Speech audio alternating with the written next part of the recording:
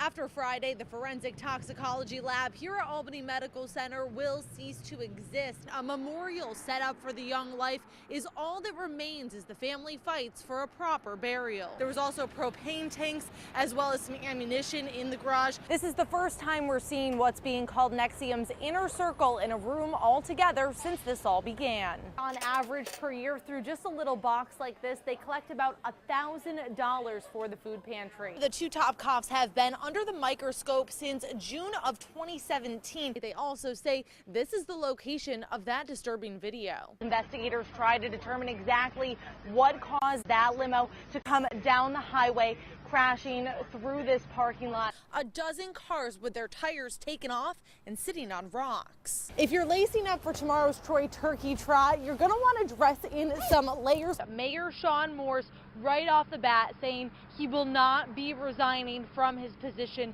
The NTSB wrapping up a drone surveillance of the area where that crash happened. Meanwhile, family and friends of the victims continue their grieving. First responders, who were some of the first ones on scene, are also struggling to come to terms with what they saw. My guys jumped off the truck. They grabbed the jaws. I fired the jaws up. They went down there. Within 2 minutes, they had that car open. We were pulling bodies out. They were still alive. And we kept going. Captain Aaron Bywater with the Central Bridge Fire Department tells me about the moments he arrived on scene of the tragic and deadly limo crash in Schoharie. The things we saw was like a nightmare. I don't want anybody to see this. I just wish we get some support. He says it's the days after a tragedy like this that is most difficult on first responders. Trained and trained and trained, and this is not what we're trained to deal with, is the aftermath.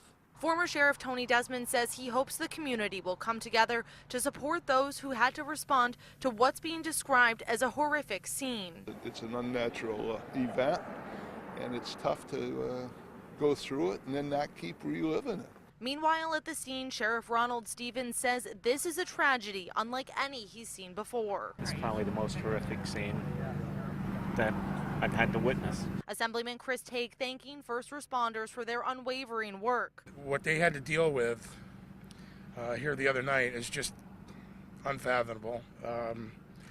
It's one of the toughest things I've ever seen in my entire life. And Bywater says the community can still count on all first responders to do the job at hand. We're here for everybody, and if the tones drop, we're still responding. Keith Raniere and his attorneys have spent the last week arguing why Raniere should be released on bail. The judge today saying that Raniere is a flight risk and also saying that the idea of armed guards keeping an eye on him is absurd. Keith Raniere denied bail in court today, but Allison Mack leaving the court to return to California under house arrest.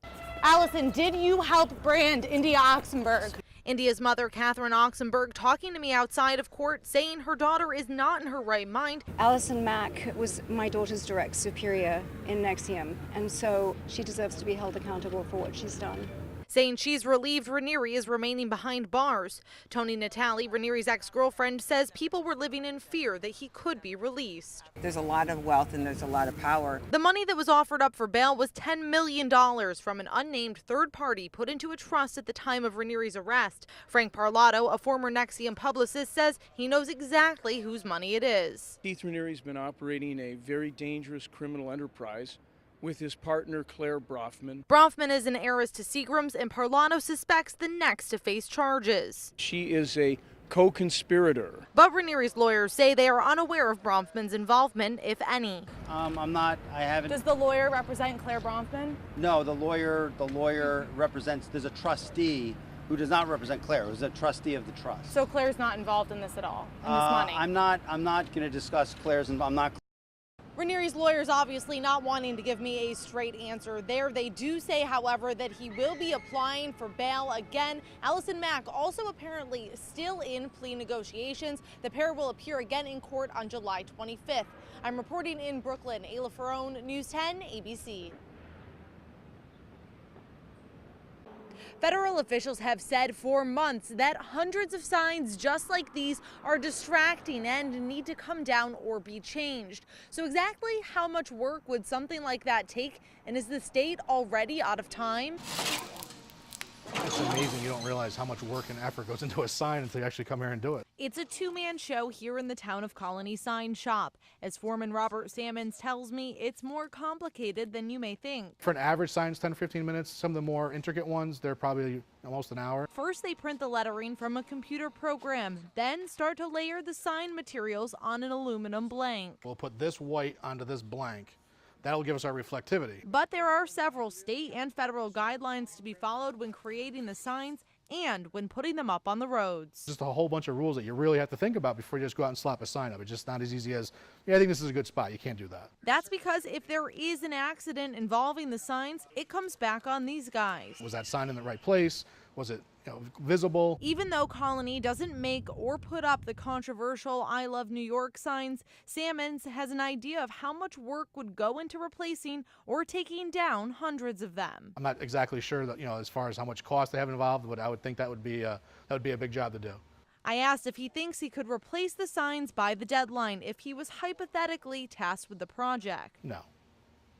There was no way we could do that.